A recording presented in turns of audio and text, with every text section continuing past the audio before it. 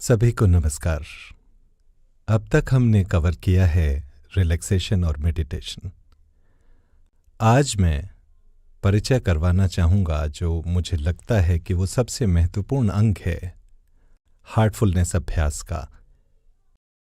यह है सफाई। हम क्या साफ करते हैं? हम सफाई करते हैं उन छापों की जो हम दिन में इकट्ठा करते हैं डेली एक्टिविटीज में। तो ये छापें क्या हैं? हम उन्हें कैसे इकट्ठा कर लेते हैं? मान लें आप कुछ देखते हैं, गुलाब का फूल देखते हैं बगीचे में टहलते हुए। आप इसकी सुंदरता की प्रशंसा करते हैं। इसके बाद में आपको लग सकता है ओह ये बहुत प्यारा है। आप पास जाते हैं, अपने हाथ में लेते हैं और कह सकते हैं ओह प्यारी सुगंध है। दूसरे दिन आपका वहीं से गुजरना होता है। आप फूल को पूरा खिला हुआ देखकर कहते हैं ओ माय गॉड इतना सुंदर फूल। आप इसे तोड़ना चाह सकते हैं। एक समय हो सकता है ओ मेरे पास गुलाब का ऐसा फूल होना चाहिए, मेरे घर के पीछे या आगे की तरफ या मेरी धूप वाली खिड़की पर।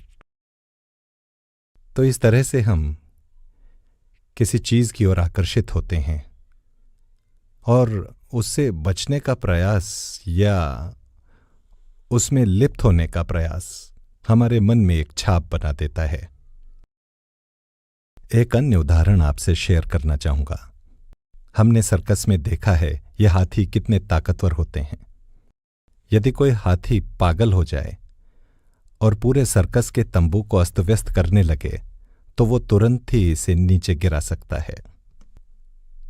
लेकिन जब उसका पैर बंधा हो एक जंजीर से, बस एक कुर्सी से, वो सोचता है वो एक बड़े खंबे से बंधा है जो हिल नहीं सकता।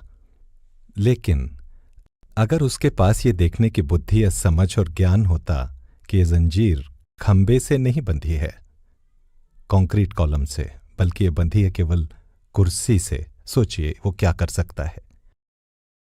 वो अपनी ही इस धारणा से बंधा हुआ है कि उसे इस जंजीर ने बांध रखा है। एक और सुंदर कहानी शेयर करना चाहूंगा। एक प्रेमी अपनी प्रेमिका से मिलने की कोशिश कर रहा था नदी के पार, लेकिन दुर्भाग्यवश वहां बाढ़ आई थी और वो जा नहीं सकता था उस पार। बीच रात में कोई नाव वाला भी नहीं था। वो निराश था। किसी तरह उसने किनारे पर कुछ देखा, उसे पकड़ा, उस पर बैठा और नदी के पार चला गया। उसे किनारे पर छोड़ा, प्रेमिका के यहां पहुंचा। सामने के दरवाजे से घुसने की हिम्मत नहीं कर सका, शायद पेरेंट्स की वजह से। इसलिए उसने पीछे की खिड़की से जाने का फैसला किया। उसने देखा खिड़की खुली थी और देखा कि वहां एक रस्सी थी जो उसकी प्रेमिका ने छोड़ रखी थी। तो उसने रस्सी को पकड़ा और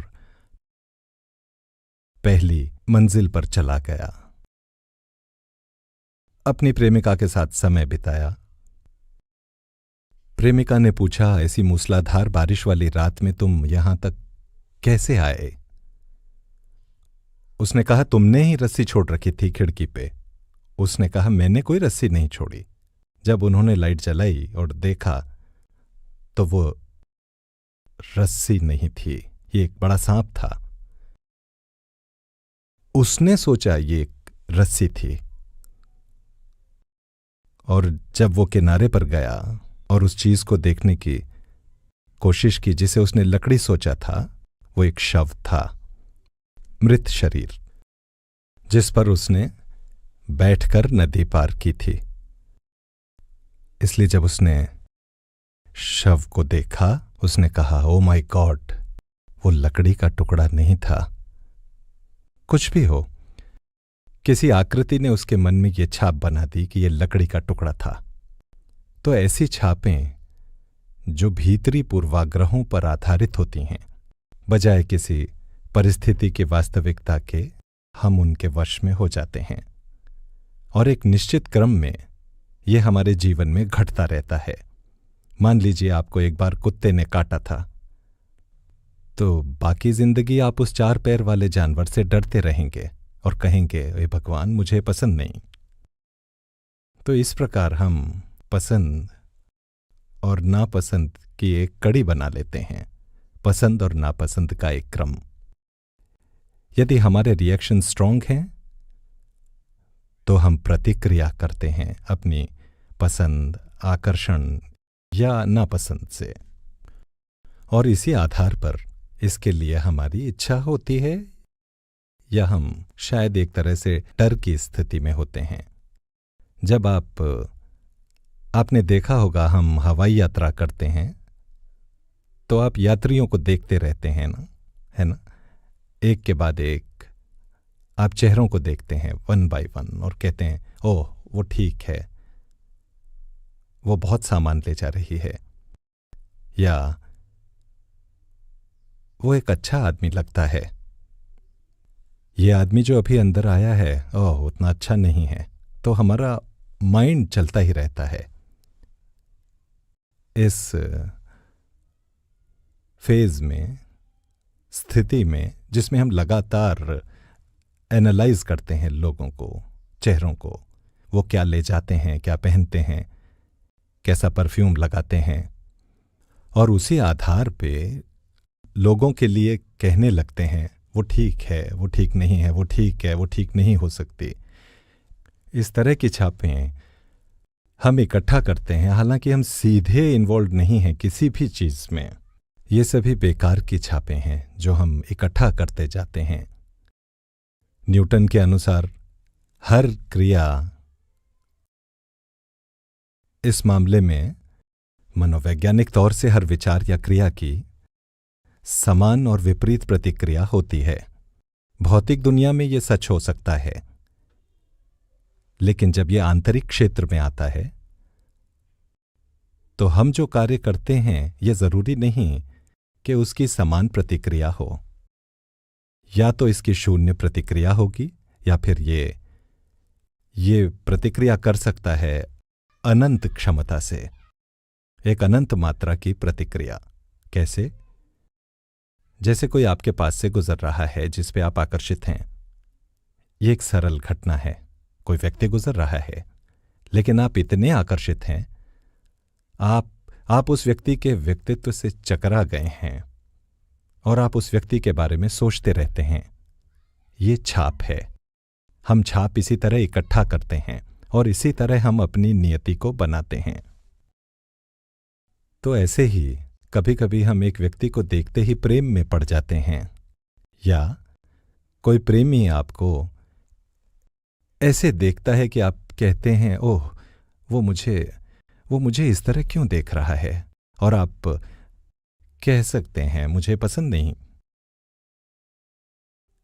ये सब किस पर आधारित है? दबे हुए प्रभाव जो हमारी चेतना में रहते हैं। हम इन प्रभावों को छापें कहते हैं या संस्कार। तो यहां पर सफाई प्रक्रिया सामने आती है। हम चीजों को जस का तस महसूस करना चाहते हैं जितनी वास्तविक वो हैं। सफाई प्रक्रिया की मदद से हम एक स्थिति पाते हैं, आंतरिक स्थिति, जब हम जजमेंटल नहीं रहते, जो कुछ छापों के प्रभाव को किसी तरह मिटा देगी। जब हम यादों के ऐसे प्रभाव को हटा देते हैं, जब हम खुद को हल्का कर देते हैं ऐसे भावनात्मक बोझ से जो हमें बांधे रखता है विचारों के किसी पैटर्न से, अनुभूति, भाव और व्यवहार, ये निष्पक्षता और स्पष्टता लाती है हमारी संवेदनाओं में सफाई। हमें छापों के इन फिल्टरों को हटाने की जरूरत है। यह कोई मनोवैज्ञानिक घटना नहीं है, यह हमारे आध्यात्मिक विस्तार को भी रोकता है, क्योंकि छापें कंपनों का पैटर्न बनाती हैं चेतना में जो उसमें जम गई हैं। ये छाप या संस्कार हमारे अवचेतन की सबसे गहरी परतों में बैठ जाते हैं, जहां वे अंततः आत्मा को ढक देते हैं, हमें अलग कर देते हैं अपने अस्तित्व के सबसे महत्वपूर्ण तत्व से। जैसे जैसे हम अधिक से अधिक छापें जमा करते जाते हैं, ये जाल घना होता जाता है और ये उन परतों के समान दिखता है जिसे हम भूविज्ञान में कहते हैं सेडिमेंटेशन। भूविज्ञान की तरह यह हमारे अतीत का एक रिकॉर्ड बन जाता है। सफाई प्रक्रिया हमें मुक्त कर देती है अतीत और भविष्य दोनों से। इसलिए हम अपनी नियति का निर्माण कर सकते हैं। हम चीजों पर वैसे ही रिएक्ट करते हैं जो होना चाहिए। मैं आपको एक उदाहरण देना चाहूंगा, एक कुशल बागवान का। ये मुझे तब पता चला जब मैंने एक किताब पढ़ी, as a man thinketh by James Allen. वो एक ऐसे पारंगत बागवान का उदाहरण देते हैं जो बीज बोता है अच्छे प्लान से। वो सही बागवानी के अपने प्लान को लागू करता है अपनी मर्जी से। वो जानता है क्या कहाँ बोया जाए, कौन सी झाड़ी, कौन सी बेल, कौन सा पेड़ कहाँ लगेगा। लेकिन यदि आप परवाह न करें इस प्रॉपर प्लानिंग की और इसे यूं ही होने दें, तो सब जगह खरपतवार होगी, थोड़े समय में जंगल होगा, बड़ा जंगल। विचार भी ऐसे ही हैं, बीज की तरह। अगर हम विचारों को नियमित नहीं करते तो एक दिन वे एक अस्त व्यस्त जीवन में बदल सकते हैं। परिणाम होगा हमारे नियंत्रण से परे अस्त व्यस्त जीवन। जंगल यानी हमारी चेतना। यहां विरोधाभासी विचार हैं, विरोधाभासी भावनाएं, इच्छाएं और नापसंदगी। हमारा आंतरिक वातावरण बहुत जटिल बन जाता है। तो सफाई हमारी मदद करती है बिखरे विचारों से छुटकारा दिलाने में, जो हमारे रिएक्शंस और भावनात्मक आवेगों पर आधारित है। ये सफाई कैसे करें, ये सफाई कब करें? एक बार जब आप इस कार्यक्रम के 3 सत्र कर लेते हैं तो कोई भी अपनी इच्छा से ये कर सकेगा और कह सकेगा, हाँ, अब मैं ये सफाई कर सकूंगा। ध्यान की इस प्रक्रिया से पर्याप्त क्षमता प्रदान की जाती है। इस ट्रांसमिशन के साथ कोई भी ये क्षमता विकसित कर लेता है अपनी इच्छा शक्ति से इन छापों से छुटकारा पाने का।